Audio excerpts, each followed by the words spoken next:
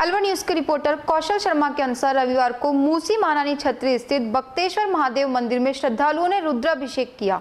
मंदिर के महंत विजय कुमार ने बताया कि यह मंदिर 206 वर्ष पुराना है, जो राजा बटेश्वर ने बनाया था। सन 1815 संवत 1872 में यह मंदिर की स्थापना हुई। उन्होंने बताया कि मंदिर की 3 विशेषताएं हैं, जिनमें भगवान शिव पार्वती के साथ दूल्हा और दुल्हन के रूप में विराजमान है। उन्होंने बताया कि भगवान शंकर का रुद्राभिषेक के साथ रुद्री का पाठ सहित आरती का श्रद्धालुओं को प्रसाद वितरित किया गया। आज आपने यहाँ पर रुद्राभिषेक किया है, किस तरीके का आपको महसूस और सुखद शांति का अनुभव हुआ? आज मेरे डैडी का बर्थडे था, तो उसके लिए हमने एक अच्छा पाठ रखवाया था, रुद्राभिषेक करा था। तो मेरे को बहुत ही अच्छा लगा। जो पंडित जी थे उन्होंने इतना अच्छा उच्चारण और इतने अच्छे मंत्र, और हमने पूरा जो सहस्त्र धारा वाला वो रखा था प्रोग्राम, वो बहुत अच्छा लगा हमको। पहली बार मैंने ये किया है, तो बहुत अच्छी विशेषता बताते हैं कि यहाँ पर शिव और पार्वती जी है, जो पाषाण काल में है, जो कि पूरे जिले में या कहीं कि पूरे राजस्थान में इस तरीके का मंदिर नहीं है। तो ये इस तरीके का अनुभव कैसा रहा आपका? बहुत अच्छा लगा मेरे को। मतलब मैं बता नहीं सकता कि लेकिन ऐसी एक अलग फीलिंग आती है ना, जो कि भगवान को ऐसे देख के कहीं आपने पूरे हिंदुस्तान में कहीं नहीं देखा, और यहाँ पे ही बल्कि अपने खुद के शहर में ऐसे भगवान, मतलब जो कि दूल्हे के रूप में भोलेनाथ हैं। अभी आप परिवार देख बता रहे थे कि आप पहले बाहर थे और अभी आपकी जो यहाँ पर आके शादी करी थी, और उसके बाद में भी आपका रुद्राभिषेक पहला है। उस तरीके का जो एक अनुभव है, जो मंदिर को लेके ईश्वर को आस्था रख के, उसके बारे में क्या कहना चाहेंगे? ये अच्छा लगा मेरे को। आप क्या कहना चाहेंगे इस मंदिर के बारे में? अलवर पहले बात तो बहुत ही अच्छा शहर है, और इस तरीके का मंदिर भोलेनाथ जी को इस रूप में देखकर बहुत अच्छा लगा। पहला अनुभव रुद्राभिषेक मंत्रों के उच्चारण के साथ सहस्त्र धारा एक अलग ही अनुभूत एक्सपीरियंस है, और ऐसा चाहेंगे कि हम हर महीने इस तरीके का करें। और मंदिर के लिए क्या विशेष है, उस पर क्या कहना चाहिए? ऐसा विशेष मंदिर जहां मंत्रों के उच्चारण सिर्फ पंडितों के वाणी से नहीं, बल्कि दीवारों से भी आते हैं। बहुत ज़्यादा तेज़ हैं यहाँ के भोलेनाथ जी में।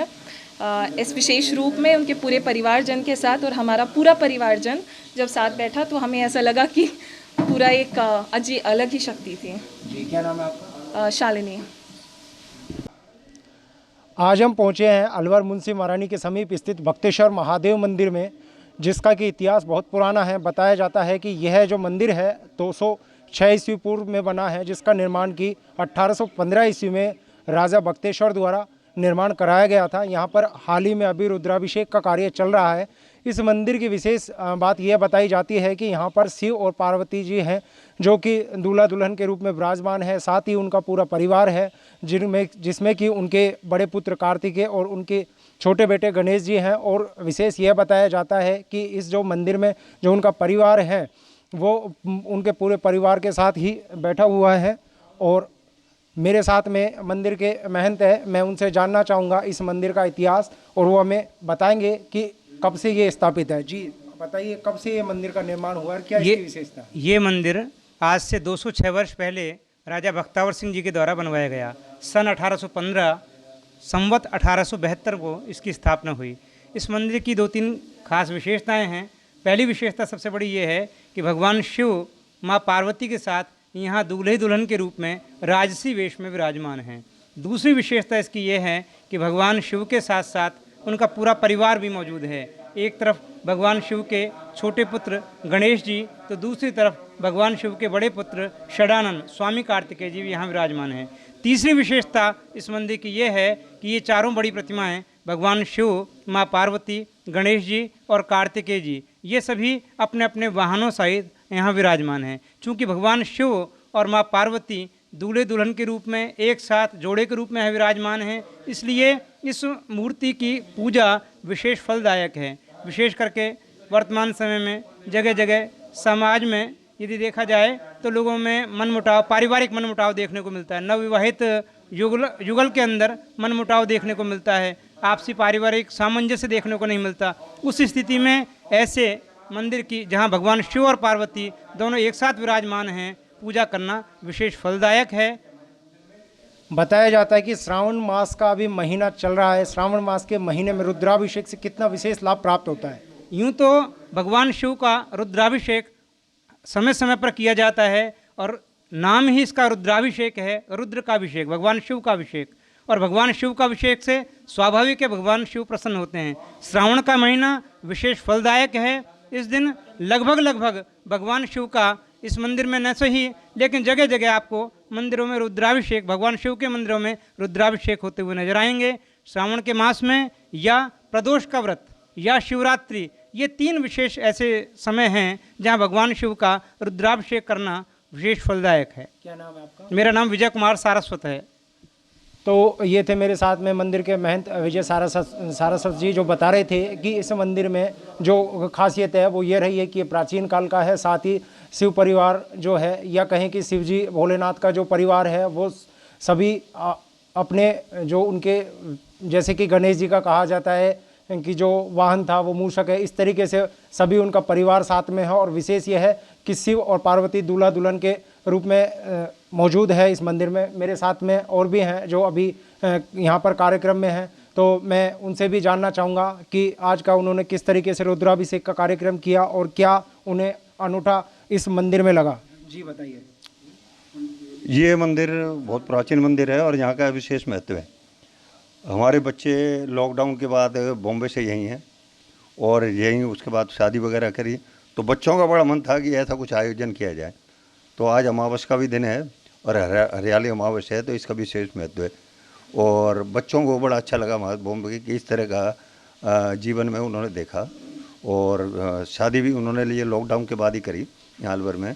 तो इस तरह का माहौल देख करके मंदिर में उनको ये मिला कि हम इतनी भाग दौड़ की लाइफ में हैं और यहाँ किस तरह से है, तो इस वजह से भी करवाया कुछ। वैसे आज हरियाली अमावस भी थी, बच्चों की भी छुट्टियाँ थी। आज का और सावन में विशेष महत्व है। क्या नाम है आपका? मेरा बीबी गौतम, मेरे उपचार मेडिकल। तो ये बता रहे थे कि अमावस का दिन है और कल सावन का सोमवार है और हरियाली जो तीज का पर्व है वो भी साथ में आ रहा है। और साथ ही जो उन्हें इस मंदिर में आकर जो विश्वव्यापी महामारी चल रही है, उस तरीके के माहौल को देखते हुए जो सुखद और शांति का अनुभव जो होता है वो विशेष फलदायी है। मेरे साथ में और भी जन हैं, मैं जानना चाहूँगा इनसे भी कि क्या विशेष है इस मंदिर में भी और सुख शांति और समृद्धि के लिए जिस तरीके से रुद्राभिषेक का कार्यक्रम हो रहा है उसमें भी क्या विशेष योगदान है। जी बताइए। जैसा कि आपको पूर्व में भी बताया गया महंत जी के द्वारा कि जो श्रावण मास है वो शिव जी को बहुत अत्यधिक प्रिय है। और वैसे भी शिव का दूसरा नाम आशुतोष है, जो कि थोड़े से ही प्रसन्न हो जाते हैं। और इस मंदिर की विशेषता ये है, ये लगभग 218 साल पुराना है। और यहाँ पर जो माता की और भगवान भोले बाबा की मूर्ति स्थापित है वह दूल्हे के रूप में है। और यह विशेष फलदायक होता है। जो भी अपनी पारिवारिक सुख समृद्धि को चाहता है वो अगर यहाँ पे आकर अपने अच्छे मन से पूजा करता है तो उसको पारिवारिक सुख के साथ साथ सभी ऐश्वर्यों की प्राप्ति होती है। जैसा कि आज भगवान भोलेनाथ का अभिषेक हुआ, रुद्री के पाठ हुए और साथ ही साथ विभिन्न नाना परिमल द्रव्यों के द्वारा, जैसे कि दूध के द्वारा और गन्ने के रस के द्वारा, अनार के रस के द्वारा भगवान भोलेनाथ का अभिषेक किया गया। और उसके बाद उत्तर पूजा की गई जिसमें भगवान भोलेनाथ की आरती करी गई और उनको सजावट दिखाया गया। क्या नाम है आपका? मेरा नाम नितिन भाल है और मैं यहाँ पे पाठ करने के लिए आया हूँ।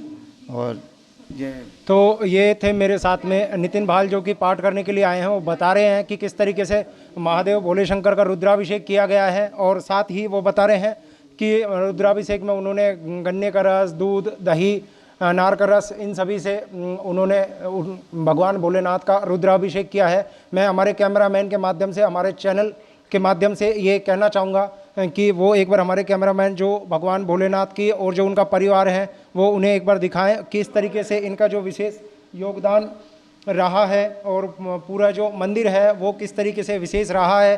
और यहाँ पर जो इस तरीके का मंदिर है, कह सकते हैं कि शायद पूरे ज़िले में ही एक मंदिर होगा जो कितना प्रबल और अनूठा है। और ये जो अभी हम दिखा रहे थे आपको शिव पार्वती का जो रूप है, इसमें ये पाषाण काल में है। और कहें कि पूरे ज़िले में ही ये एक मंदिर है जिसमें कि भोले और जो पार्वती है और उनका जो परिवार है वो एक साथ विराजमान है और साथ में दूल्हा दुल्हन के रूप में है। मैं कौशल शर्मा, अलवर न्यूज़।